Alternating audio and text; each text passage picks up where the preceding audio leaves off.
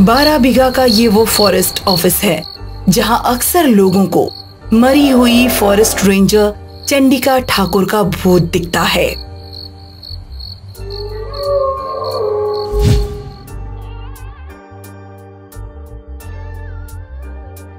क्या हुआ Jagdish? Sir madam अभी भी यहाँ हैं। क्या बोल रहा है तू? कौन सी madam? Forest ranger Chandika Thakur. पर उन्हें मरे हुए तो 6 महीने हो गए हैं ना? पर वो अभी भी यहाँ हैं। ये नई फॉरेस्ट रेंजर दुर्गा दास जो आज से 12 बीघा के फॉरेस्ट ऑफिस में काम करेगी। Good morning madam. Welcome madam. Thank you. ये रही इस फॉरेस्ट की डिटेल्स। दुर्गा दास आज चंडिका ठाकुर की चेयर पर बैठ गई और फाइल्स देखने लगी। कुछ देर बाद उन्होंने क्लर्क को आवाज लगाई। क्लर्क घबराता हुआ अंदर आया। क्या हुआ जगदीश, तुम इतने डरे हुए क्यों हो? वो मैडम, इस कैबिन में कोई नहीं आता, यहाँ मैडम का भूत रहता है। क्लर्क जगदीश ने फॉरेस्ट रेंजर चंडिका ठाकुर के भूत की कहानी फॉरेस्ट रेंजर दुर्गा को बताई। What nonsense! भूत वूत कुछ नहीं होते हैं जगदीश, वो तुम्हारा वहम है। अच्छे साइकाट्रिस्ट को दिखाओ और अपना इलाज करवाओ। जी मैडम। क्लर्क जगदीश ने फॉरेस्ट रेंजर दुर्गा की बातों में हामी भर तो दी, पर उसे यकीन था कि फॉरेस्ट रेंजर चंडिका ठाकुर का भूत अब भी उसी केबिन में है। अगले दिन जब फॉरेस्ट रेंजर दुर्गा दास अपने केबिन में आई तो वहाँ एक रेड फाइल थी। फॉरेस्ट रेंजर दुर्गा दास ने वो फाइल उठाकर शेल्फ में रख दी और कुछ और फाइल स्टडी करने लगी। वो शाम होते ही अपनी जीप में राउंड अप के लिए निकल गई, लेकिन जब वो वापस आई तो वो रेड फाइल उसके टेबल पर थी। ये फाइल कैसे निकली? शायद मैं ही यहाँ भूल गई होंगी। एक बार फिर फॉरेस्ट रेंजर दुर्गा ने वो फाइल शेल्फ में रख दी और फिर अपनी ड्यूटी खत्म करके अपने क्वार्टर में चली गई। अगले दिन सुबह जब वो केबिन पर पहुंची तो वो फाइल वापस उनके टेबल पर थी। फॉरेस्ट रेंजर को गुस्सा आ गया। जगदीश! जी मैडम। ये फाइल तुम बार बार मेरे टेबल पर क्यों रख देते हो? आइंदा ये फाइल मेरे टेबल पर नहीं होनी चाहिए, समझे? आइंदा ये फाइल मेरे टेबल पर आई तो समझ जाना। जी मैडम। क्लर्क ने खुद वो फाइल वहाँ से उठाई और उसे शेल्फ में रख दी। शाम को रोज की तरह फॉरेस्ट रेंजर दुर्गा अपनी जीप में राउंड अप के लिए गई। आज जब वो लौटी तो वो फाइल वापस उसके टेबल पर थी। उन्होंने फिर से क्लर्क को बुलाया और उसे अच्छे से डांटा और वो फाइल खुद अपने ड्रॉर में रख दी। आज भी वो अपनी ड्यूटी खत्म करके अपने क्वार्टर्स चली गई। रात को 12 बीघा के पुलिस स्टेशन में फॉरेस्ट रेंजर चंडिका ठाकुर का भूत अपने केबिन में आया। चंडिका ठाकुर ने वो फाइल निकाली और उसे टेबल पर रख दी। अब जब फॉरेस्ट रेंजर दुर्गा दास अपने केबिन में आई तो वो वापस रेड फाइल अपने टेबल पर देखकर परेशान हो गई। आखिर ये फाइल मेरे टेबल पर आती कैसे है? क्या है इस फाइल में? और बस फॉरेस्ट रेंजर दुर्गा दास ने वो फाइल खोली। पहले पन्ने पर एक फोटो थी लुटेरी कालिया की और साथ ही उसकी सारी जन्म कुंडली। फॉरेस्ट रेंजर दुर्गा वो फाइल अच्छे से पढ़ने लगी। जगदीश, जरा अविनाश सर को बुलाओ। जी मैडम। अविनाश दुर्गा दास के केबिन में आया और उन्हें सैल्यूट किया। ये रेड फाइल लुटेरी कालिया की है। शायद मुझसे पहले वाली फॉरेस्ट रेंजर इस केस पे काम कर रही थी। जी मैडम, चंडिका मैडम इसी केस पे काम कर रही थी। ये लुटेरा कालिया बहुत डेंजरस है। इसने इस फॉरेस्ट की कई जानवरों की तस्करी भी की है और चंडिका मैडम ने इसके खिलाफ कई सारे सबूत इकट्ठा कर लिए थे। ओके, पर उसके साथ क्या हुआ था?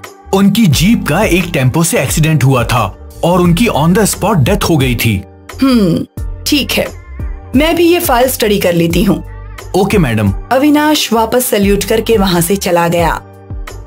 फॉरेस्ट रेंजर दुर्गा दास एक बार फिर से उस फाइल में घुस गई। वो उस केस में डूबी हुई थी। मैडम, ड्यूटी खत्म हो गई है। ओके, काम करो, तुम चली जाओ। मैं कुछ देर में खुद चली जाऊंगी। नहीं मैडम, मैं रुकता हूँ। नहीं, तुम्हें कुछ काम होगा, तुम चले जाओ। ठीक है मैडम। क्लर्क अपनी ड्यूटी खत्म करके चला गया और फॉरेस्ट रेंजर दुर्गा दास वापस उस केस के बारे में सोचने लगी। आधी रात हो चुकी थी और दुर्गा ने किसी की आहट सुनी। इस वक्त कौन हो सकता है? फिर जोर से हवा चलने लगी और केबिन का दरवाजा खुला और चंडिका ठाकुर का भूत दुर्गा दास के सामने खड़ा था। मैं चंडिका ठाकुर हूँ। तुमसे पहले ये केबिन मेरा था, पर मेरा खून कर दिया गया। तुम्हें मेरा एक काम करना होगा। उस लुटेरे को अरेस्ट करो और सजा दिलवाओ।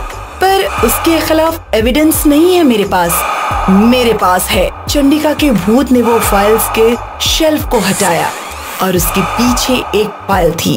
वो फाइल दुर्गा के हाथ में रख दी। इतने एविडेंस काफी है उस लुटेरे कालिया को सजा दिलवाने के लिए। फॉरेस्ट रेंजर दुर्गा दास उस एविडेंस की फाइल को पढ़ने लगी और चंडिका ठाकुर का भूत वहाँ से गायब हो गया। अगली सुबह फॉरेस्ट रेंजर दुर्गा दास लुटेरे कालिया को अरेस्ट करने के लिए उसके अड्डे पर पहुंची तो उन लुटेरों ने दुर्गा पर हमला कर दिया। जब लुटेरे ने दुर्गा को बंदी बना लिया तभी उसके सामने चंडिका ठाकुर का भूत आ गया। भूत ने गुंडों को यहाँ वहाँ पटक दिया और खुद लुटेरे कालिया के सामने आके खड़ी हो गई। जेल जाएगा या ऊपर? भूत को देखकर लुटेरे कालिया की सिट्टी बिट्टी गुम हो गई। उसने फॉरेस्ट रेंजर दुर्गा के सामने सरेंडर कर दिया। लुटेरे कालिया को एविडेंस के बेसिस पर कैद की सजा हो गई और इस दिन के बाद 12 बीघा के फॉरेस्ट ऑफिस में कभी भी किसी को फॉरेस्ट रेंजर चंडिका ठाकुर का भूत नहीं दिखा। अमोलगढ़ एक बहुत ही हंसता खेलता गांव था जहां हमेशा खुशियां ही छाई रहती थीं। लेकिन फिर कुछ ऐसा हुआ कि यहाँ मौत का तांडव शुरू हुआ। गांव की सीमा पर एक आदमी की लाश मिली थी। हाय मेरे पति, हाय! अब मैं किसके भरोसे जीऊंगी? मेरी तो जिंदगी ही बर्बाद हो गई। हाय!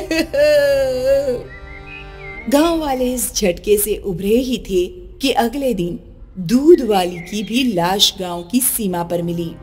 हाय मेरी बेटी, भरी जवानी में इसे ये क्या हो गया? इसकी किससे दुश्मनी थी? कितनी बेरहमी से इसे मारा है। फिर 2 दिन बाद रामनिक लाला देर रात में गांव आ रहे थे कि अचानक उसके सामने एक चुड़ैल खड़ी हो गई। लाला तू तो गया। चुड़ैल ने लाला की गर्दन मरोड़ दी और जोर जोर से हंसने लगी।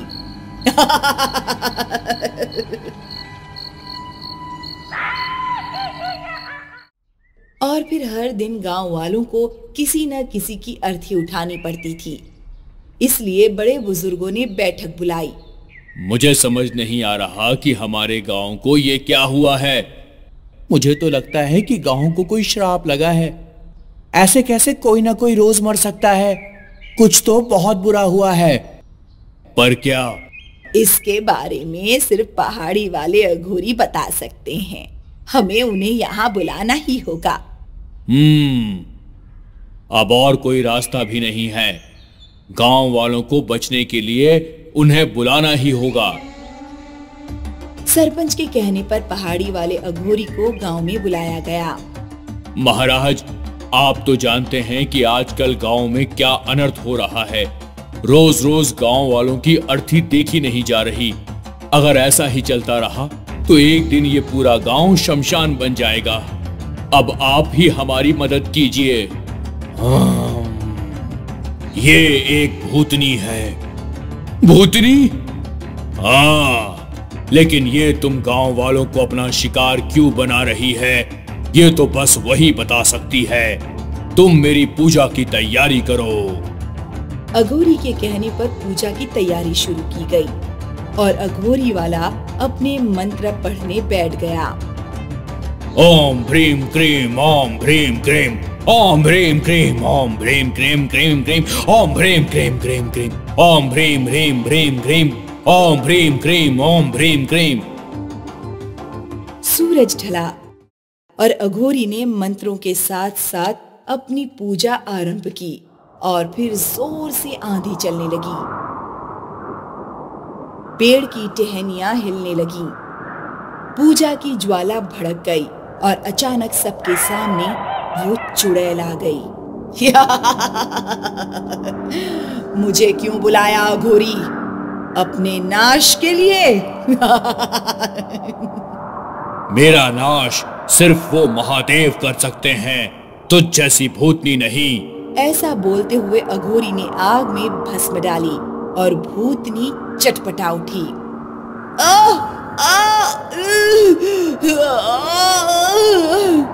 बता, तू क्यों इन भोले भाले गांव वालों को मार रही है? ये भोले भाले नहीं है, सब के सब पापी हैं। कौन सा पाप किया है इन्होंने? आज मैं भूतनी इन सब की वजह से बनी हूँ। इन लोगों ने मुझे भूतनी बनाया। मेरा नाम कला था। जब मैं इस गांव में शादी करके आई थी तो बहुत खुश थी। इन्हीं गांव वालों ने मेरा स्वागत किया था। फिर कुछ दिनों बाद मेरे बालों में जटा आ गई। मेरे ससुराल वाले डर गए।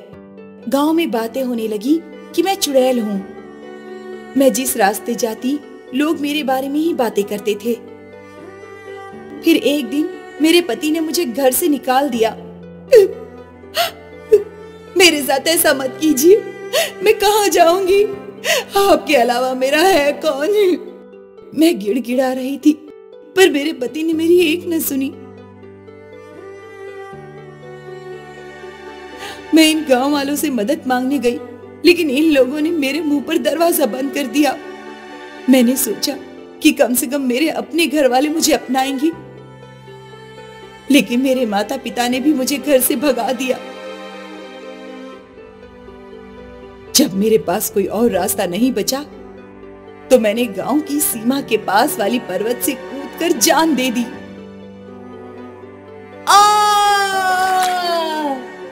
और बस तब से मैं भूतनी बन गई। कला, मैं मानता हूँ कि तुम्हारे साथ बहुत नाइंसाफी हुई है, पर जो तुम कर रही हो वो भी इंसाफ नहीं है।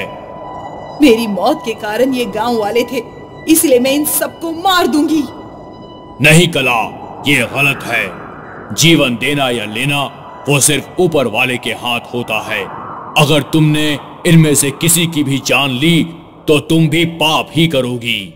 फिर क्या फर्क रह गया इन गांव वालों में और तुम में? अघोरी की ये बात भूतनी सोचने लगी। लेकिन मैं क्या कर सकती हूँ? तुम्हारे साथ जो हुआ वो तो मैं बदल नहीं सकता, लेकिन कला, मैं तुम्हें मुक्ति जरूर दिलवा सकता हूँ। ठीक है, मेरा इस दुनिया से आजाद हो जाना ही सही होगा। अघोरी ने कला को मुक्ति दिलवाने की पूजा आरंभ कर दी।